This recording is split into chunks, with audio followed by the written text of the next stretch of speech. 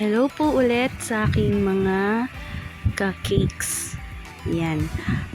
Gumawa po tayo ng kulay blue na cake. Hindi ko po alam kasi itong tawag dito sa design na to. So, blue cake po yung gagawin natin ngayon. At ito po yung design na napili ng ating customer ngayon. So, ayan po. Sinimulan ko na po agad sa pagpo-frosting. And then, ayan po, ayan.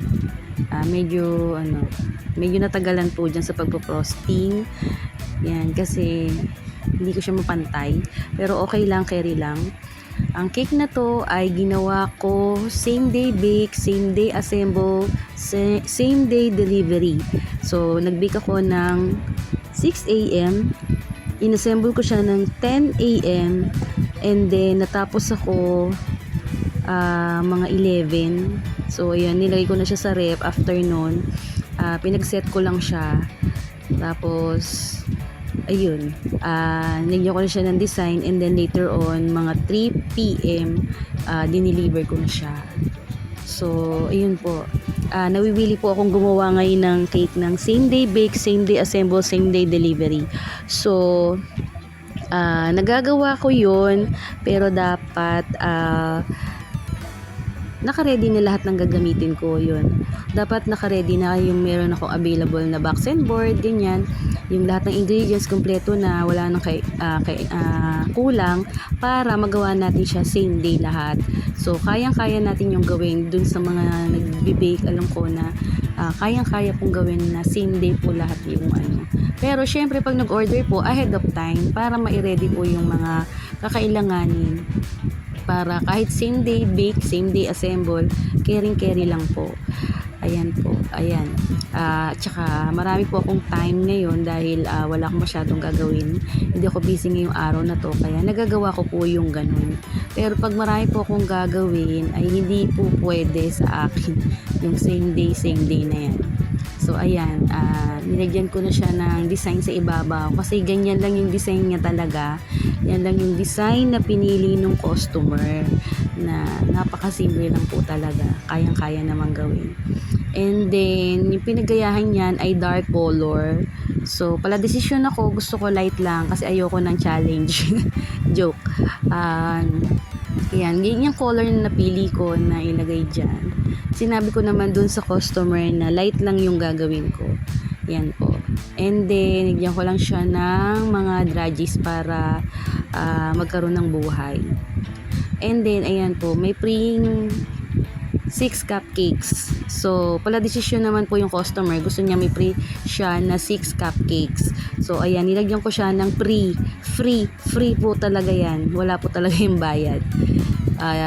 Hindi, joke po kasi ano po yan, kapatid ko po yung yung paggawa niyan. So, humiling siya ng free dun sa cake na in-order niya. And then, hindi po yan 6 lang. 12 pieces po yan na cupcake. Kaya lang, wala akong available na 12 pieces na lagayan. Kaya, yung 6 pieces lang. Kasi 6 pieces lang yung dapat po talaga eh. So, yun, nilagay ko na lang siya sa microwavable. And then, ayan po, na-designan ko na siya ng mga draggies. Nakalimutan ko yung drip. Kasi dun sa design ay may drip pala siya. So, ayan, hinabol ko yung drip na chocolate drip. Actually, white drip po yan. So, pala desisyon ako ulit. Chocolate drip na lang po yung nilagay ko dyan. Yan. Hindi siya white chocolate. Yan. Medyo madaling mag-set yung ating chocolate drip kasi konti lang yung nagawa kong sa ganache yung naihalo ko na milk, pero okay lang. Na achieve naman natin yung drip na gusto natin mangyari. So, ayan. At ayan, medyo chine-check pa natin baka may kulang pang design. Yan. Kasi yun nga po, same day na po tayo ngayon. Joke.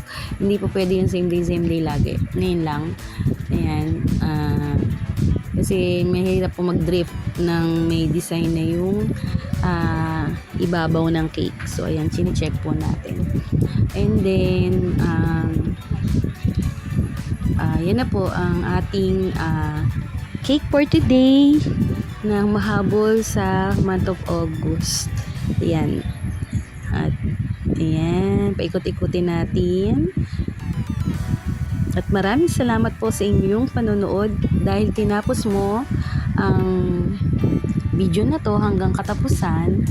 Ikaw ay mabibless ngayong araw na ito. Joke.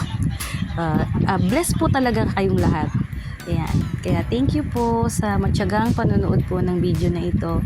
Please like and share my video. Thank you for watching. Bye!